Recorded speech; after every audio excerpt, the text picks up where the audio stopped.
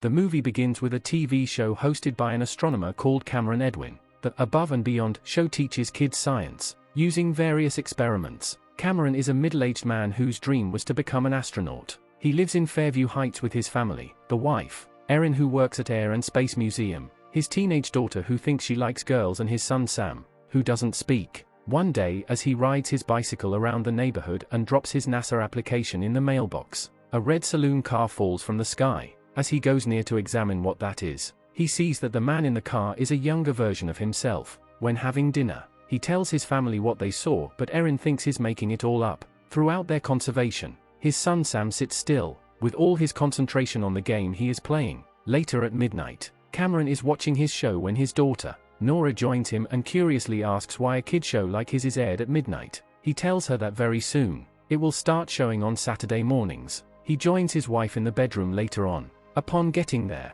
Erin tells him their divorce papers will be ready in 2 weeks' time and that they should figure out a way to let the kids know. Cameron then leaves the room to watch the stars and later goes to his home office to spend the night there. The next day during breakfast, Cameron incidentally sees and reads the news about the guy he saw in the red car. His name is Kent Armstrong, an astronaut who won a Copley for his great achievements. Cameron's dad also won a Copley when he was young. Cameron still looks at the image on the newspaper and asks his son if the person on it resembles him, and he nods in agreement with him. Nora goes to school, Erin goes to work, and Cameron also goes to the studio to record his show. In Nora's class, their teacher is asking them to mention their birthdays in order to use it to teach them the birthday paradox. Nora's date is 31st of October, Halloween. As the class is ongoing, a new student walks in and introduces himself as Mark, born on the 31st of October too. Mark then takes his seat in front of Nora, which makes her feel uneasy. At the studio, Cameron finds out that his Saturday morning slot has been given to someone else. When he confronts Tony about it,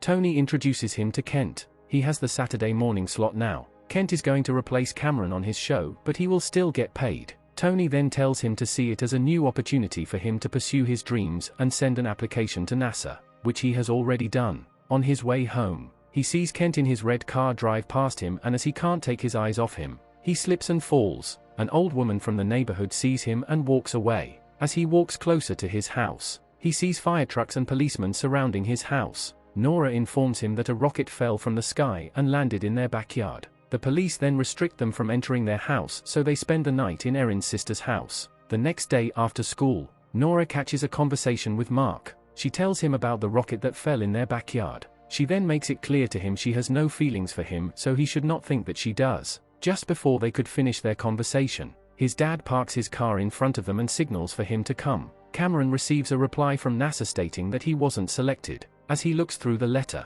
Kent drives into a house nearby with Mark. Mark goes to Cameron and asks him to show him the rocket. When Mark sees the rocket, he analyzes that it's American. While they observe and analyze many things about it, the old woman watches them from a distance and turns away when Cameron tries to question her. Cameron then starts to talk about his life and how badly he wanted to be an astronaut. Hearing that, Mark tells him to build his own rocket with the parts available now. Cameron laughs, saying it's not simple, but Mark tells him it might be simple if he tries. Cameron visits his dad afterwards. His dad, Mac, is at a nursing home. Mac is suffering from dementia, and sometimes he even forgets that Cameron is his son. Cameron later goes to Dr. Alvin, the head of the center. He tells him about the problems he's facing and asks him for his help, but he doesn't get any, because Dr. Alvin told him that he's a physician for the elderly and not a therapist. He goes home and informs Erin he wants to build the rocket. Erin tells him he will be in trouble if he's seen doing it, because the parts are the government's property. Cameron reminds her of how she used to enjoy hosting the show with him and wished to do something fantastic. In response, she tells him it's not as easy as it appears. He then excuses himself to watch his show about rockets.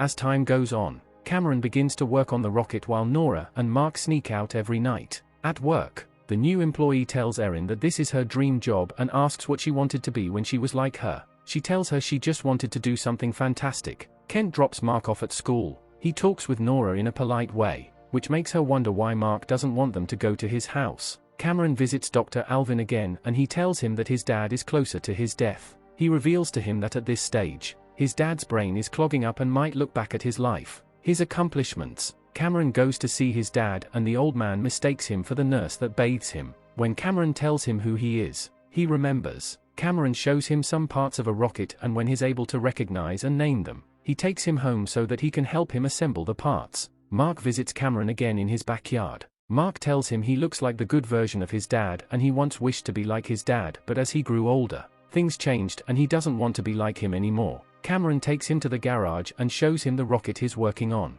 Mark appreciates him for getting it all done in a month. Cameron tests the rocket later on with his dad. When he starts it, the temperature rises and catches fire, but he is fast enough to put it out before it spreads. While he does that, the old woman watches her from afar. Later at night, he watches Kent on his show. Erin tells his sister about the new job offer she's got. Her sister thinks it awesome, but she thinks it will draw her away from the fantastic person she's destined to be. Her sister later affirms her decision to leave Cameron and follow her dreams, because Cameron is an irrational being. Cameron sits in front of his house, observes nature and drinks his wine, and then he sees Mark sneaking out. Mark says he's just going for a walk. Cameron expresses his disappointment at himself for not being able to manage a simple kids show, and for not being able to build and launch a rocket. As they talk to the same old woman, he watches them appear again. Nora meets up with Mark. She opens up about being gay and mostly likes men's clothes. Mark tells her it's okay because he also likes to wear girls' underwear. Nora then tells Mark they should throw their own Halloween party and not attend Darcy's own.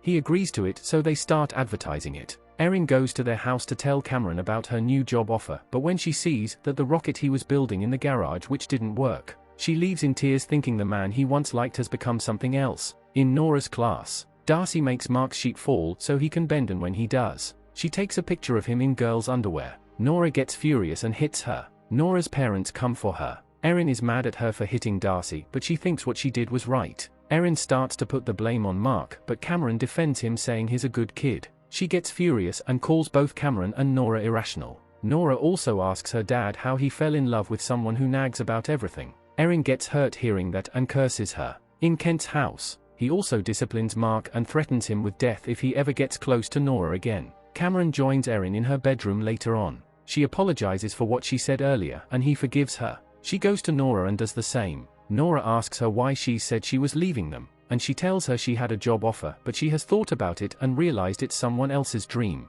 not hers. The next day is Halloween. Cameron goes to his house only to see Erin in the garage. She nabbed some parts of the rocket from the museum where she works, in order to help Cameron build his. She feels she's doing something fantastic now. Nora gets home with her witch attire and asks about the whereabouts of her parents. Her aunt informs her that her mom has joined her dad in creating his rocket. Nora goes there and tells them not to come inside because she's throwing a Halloween party there. Mark looks at himself in the mirror and in the next minute he's already at Nora's door. He is shocked to see Nora in a dress posing as a housewife. At the garage, Cameron sees the old woman again and this time around she speaks to him. Cameron starts reminiscing when he was young like Mark and full of positive energy. Darcy joins Nora's party since no one attended hers. Sam is dressed as a ghost for Halloween. He joins Mark and Nora in their picture. Cameron starts seeing himself as his dad and the old lady as Erin. Erin shows him a picture of them together during Halloween, the same picture Darcy took of them. Cameron sees the little boy in the photo and says he's Sam.